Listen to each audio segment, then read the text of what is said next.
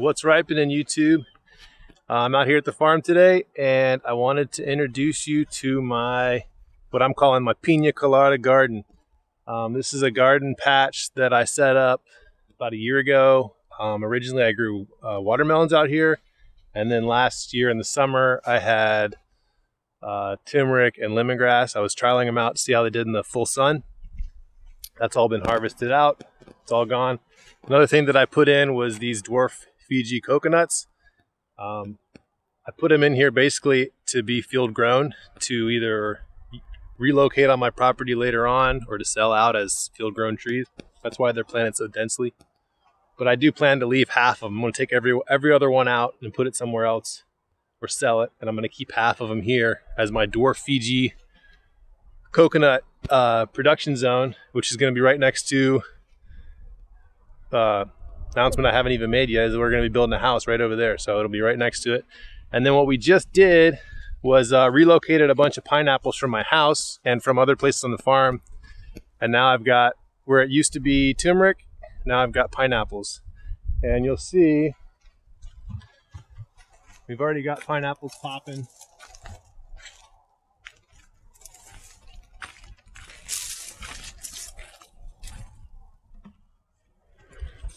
Pineapple abundance is already getting started, but that's not all I planted here.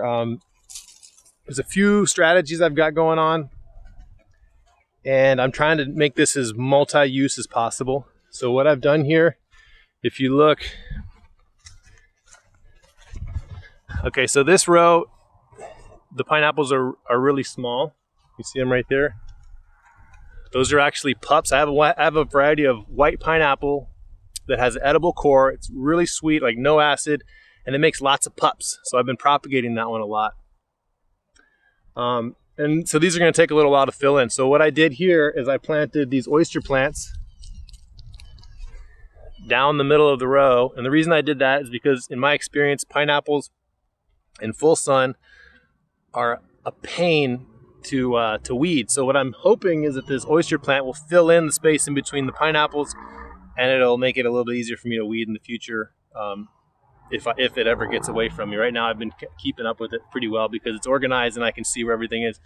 Another thing that I have planted down the rows is moringa, and these are planted from cuttings. That's how I always propagate moringa, is from cuttings. You can do it obviously from seed, but I like to start it that way, and I have almost 100% success rate. And then the last thing I have down these rows is these Hawaiian plants, and I just planted those because I think they're awesome and they're pretty, and I just like having patterns, and that's part of the pattern. Along these coconut rows, you can't really see it yet, but I've planted pigeon pea on each side of the coconuts, and then I'm planting a variety of different types of gingers and turmerics to trial them out, different species. I got a couple of cardamoms down there I'm trying out. And then I'm also putting in some other ground covers. I've got the, what is it called? Dune sunflower, and a couple other things I'm going to be trying out. And then along the edges, let me stand up here. Along the edges, you won't be able to tell right now, but I'm doing the oyster plant along the edge. The reason I do the oyster plant is because it grows in dense. I have it at my house. It grows in really dense. It makes a nice low, short bed at about, maybe a foot tall at the most. It's purple and green. It's pretty. Really easy, low maintenance plant, and they actually keep the grass from growing through. It makes it really easy to maintain. So what I've done here is planted oyster plant all the way down the rows. As you can see, I did put in a temporary irrigation here. I haven't used it yet. I don't know if I will use it because there's so much mulch here. The ground is still moist. I haven't had to mess with it, but I figured I put the lines in now because it'll be way harder to do in the future. If we have a drought, it'll be hard to put it through the mature pineapple patch. The other thing I put in here as a border plant is at the ends of each coconut row, I planted African mint potato. Same kind of function as the oyster plant in that they're dense, especially in full sun. They're dense ground cover. The only difference is that those will actually be harvested out. So I will lose that function, at the end of the season this coming year. The oyster plants are going to stay in perennially, and I use them a lot for borders. I really recommend the oyster plant. I know people think, oh, it's just some silly ornamental, but they're nice looking and they have a really good function. I would recommend them. So anyway, that's my Pina Colada garden. And stay tuned for more.